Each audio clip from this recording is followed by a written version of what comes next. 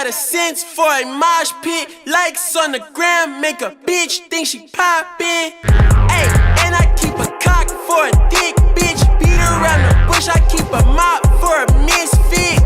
Ay, going soul searching with the demons. Alright everybody, welcome back to the channel. Today I got a special one. I've shot this car back when it was a different color. It was a half and half. Like, it was pretty much, when I saw it, it was the beginning of the half and half trend. Would you say? Yeah. Yeah. And this man came and bought a gimbal from me. And so after I saw his car, I was like, oh shit, bro, you know, we got to shoot sometime. And just, you know, just kind of go out and just enjoy. I think it was supposed to be nice weather and ended up being shit weather. Yeah. Yeah. So this guy's all over Nashville and Clarksville and stuff. Area. Yeah. Yes, sir. Tell them who you are. Tell them what you drive. So I'm Adin Monroe. People call me Project Coca. It's from 2017 full bolt-on WRX. And yeah, not a whole lot to it. Still in the process. Hopefully got a big turbo coming up soon. But we'll see what happens. So you do plan to go for more power? Like, absolutely. That's plain and simple, yeah, more power. Most definitely. Okay, cool. So first question, what got you into cars? What made you want to start what made you want to start going in this direction in life with cars, especially with a Subaru? And what was like that main thing that was like, you know what, I just love cars, I have to get like, when I get older, I'm not gonna be like everybody else to get with any car and just drive every day. I gotta get something different. I gotta be different. Tell me all about your story. So my dad was always super into cars. He was more into the American muscle scene, but I grew up kind of working on them, and I mean, kind of just that whole scene, truck scene, big, little, import, all of it. And I've always been interested in it. Never really built it myself. But my dad started getting me into the old V8s, the 454s, 350s, stuff like that. Didn't have money for any big power yet, so I bought a Subaru. I bought a Bug Eyes, the 03. Made some decent power out of that, got into racing, and then since then I've always been into JDM, big turbo stuff. And so I just stuck with Subaru because it's what I knew.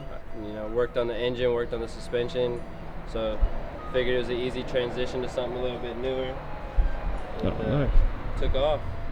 Yeah, man, it definitely, like, I'm telling you, man, like, I see a lot of cars, especially going to Cars and Coffee. I think, you know, we've seen each other at Cars and Coffee a couple times. Yeah, most definitely. And everybody tries to do the same thing now. Yeah.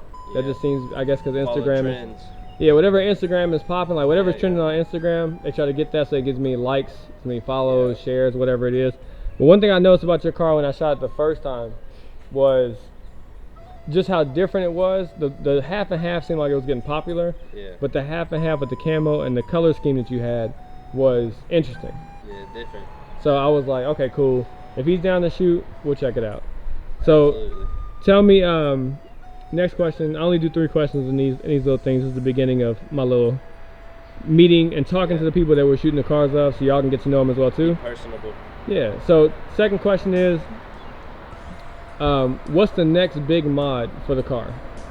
Like what's the next guaranteed thing that you got coming for the car?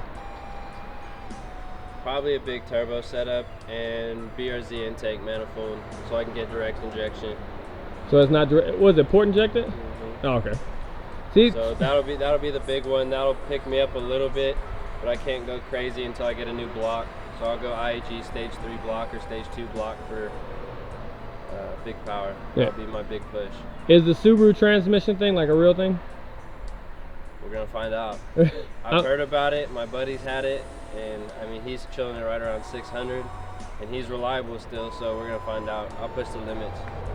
Like I said, this is a new little series of mine, and I guess we'll leave it off with just a shout out. Is there anybody else you want to shout out there? Anybody you want to give some love to? Charles Weaver at CW Wraps. He ended up wrapping the car for me. Got mad love for Mod Garage. Look him up. Pretty much every part I have on this car is from Mod Garage. The owner, Brian Milliken. Of course, Grim Speed, Yellow Speed, my sponsors. Got love for them. They're definitely a big push for me. Okay, cool. And man, I appreciate you guys tuning in. Thank you so much. Next time I have my questions in line, but it's just amazing to be around this car It's amazing to kick it with Adin. Every time I hit him up for anything, he always answers FaceTimes, phone calls, Instagram. So if y'all see him on Instagram, hit him up. Just show some love for the car. You know, show some love for the culture and the fact of like just being open to come out and do shoots, being open to get recorded, you know, being open to do different stuff with the paint, like the wrap scheme, you know, proudly representing the sponsors, which is amazing. You know, because everybody wants to be sponsored, but nobody really wants anything on their car. That's always a funny thing. And yeah, Don't want to put in the work for what they got. yeah, Absolutely. that's just normal of I guess this time and era. But fuck it, you know. You gotta give back. Mm-hmm. Can't All right, receive so. without giving. Oh yeah, hell yeah. Any other last wise words before you go? No. Don't give up. Don't quit early. That's it. That's it. We'll catch you guys in the next one. Peace.